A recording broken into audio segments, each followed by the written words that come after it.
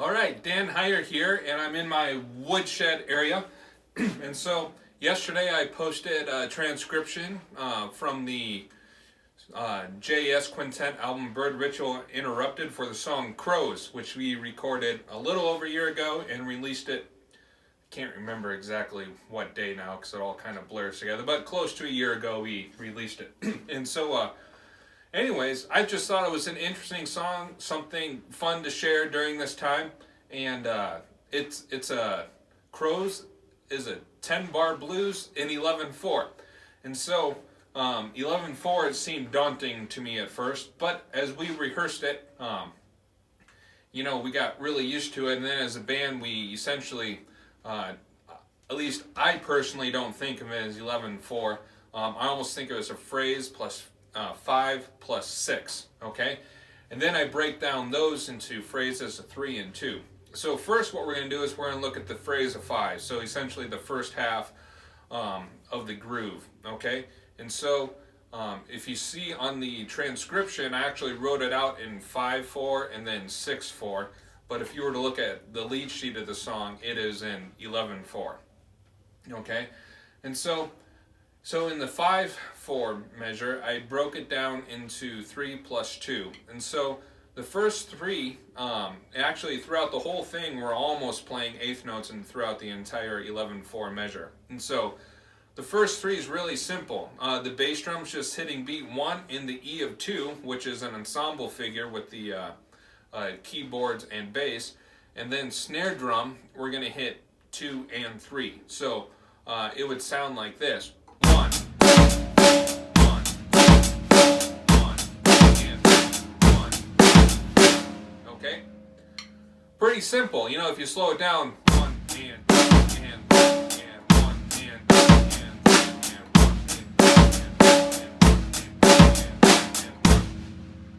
1. Okay? So don't get too used to playing it on repeat though, because now we got a phrase of 2 coming up. So the phrase of 2, all I do is I play quarter notes on the bass drum, and then I play essentially beat 5 on the snare drum. So it would sound like this. We've heard that before, so many songs that do this, Okay, but we're only doing that for 2 beats, all right? So the whole phrase of 5 sounds like this. Ready, go. Okay, so now we're on to the 6/4 measure in the transcription, okay? So we're going to revisit that first phrase of 3 in the 5/4. And so we're going to play that exact same thing, the rhythm sections doing the hits the same way. So it's going to sound like this again. Okay, so pretty simple. And now the last 3 beats of the 6/4 measure, we're going to play, once again, quarter notes on the bass drum, and then we're going to play the third beat on the snare drum, okay? So I guess that would be essentially beat 6 or 11 if you're thinking in 11/4. And so now the measure of 6 sounds like this. And so if you listen to the recording on the album, you'll notice that every time in that phrase of 6, on beat 6 or beat 11, however you want to think of it, I open up the hi-hat for generally a quarter note. Now there's some variations, throughout the song. I mean, it is a jazz song depending how it ebbs and flows. But essentially I always do that, and it grounds not only myself, but it also, I feel like it kind of helps ground the rest of the band, okay? So now I'm going to play all of the transcription number 1, okay? That's on that sheet that I shared yesterday. So it's going to sound like this. Ready, go.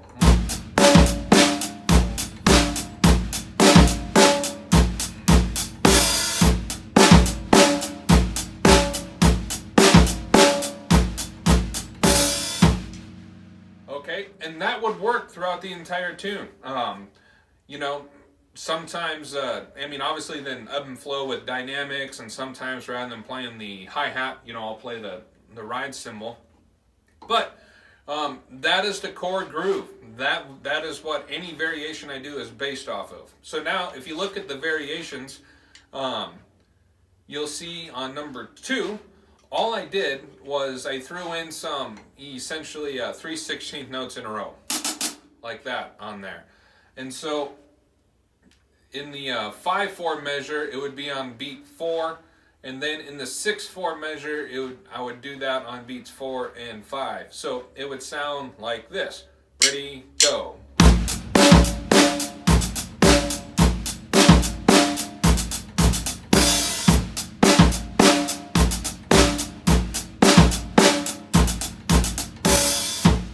Okay, pretty simple way just to add a simple little embellishment. Okay. Now, if we look at the third transcription, or the third groove that I transcribed out, I didn't play that one on the record, I don't believe. The song was pretty new to us at the time, but as we played it live, I started adding a little bit of ghost notes on the snare drum. And so rather than doing one and, sometimes I'll do this. So I'll play an E and on the snare drum, okay? So anyways, it would sound like this. 1, 2.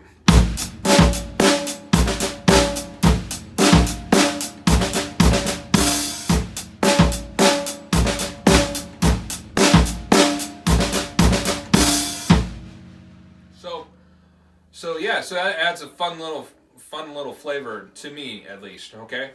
And so the fourth variation that I do is on essentially the 6/4 measure, on the last phrase of 3. I'll do a dotted 8th 16th note pattern, okay? And what that does is essentially reinforces what's going on in the melody, okay? And so now I'll play the fourth transcription. 1, 2.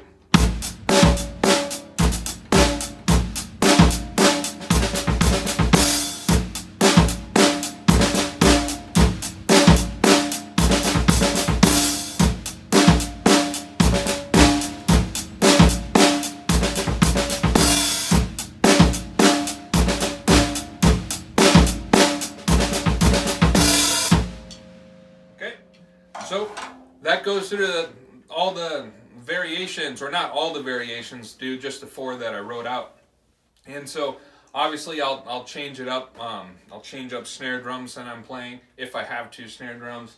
I'll do it on the ride cymbal, and so that'll essentially get you through the whole tune. Now there is one part in tune where it goes to 4/4, and all I do, that's for the horn solo. So after the bass solo, in that measure of 6, I'll go.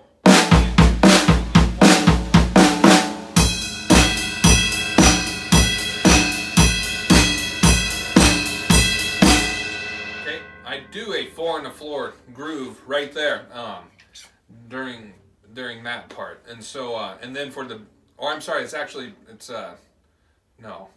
No, the bass solo comes after that. Sorry, it's been a while since we played it live, and I listened to it the other day, but got my things mixed up there. Anyways, so we do the horn solo section, and then it goes into the bass solo. And in the bass solo, I just play a quiet 4 on the 4 groove, just like during the solo section. Okay. And then after the bass solo, we go in back into the whole 11/4 head out type of deal. So, anyways, it was a fun tune to learn, a fun tune for the band to play live, and we really enjoy it. And I hope you enjoy it too. So go ahead, if you got Spotify, or if you have if you want to purchase it on iTunes or whatever, or play along on YouTube, try it out and have some fun. Take care, everyone.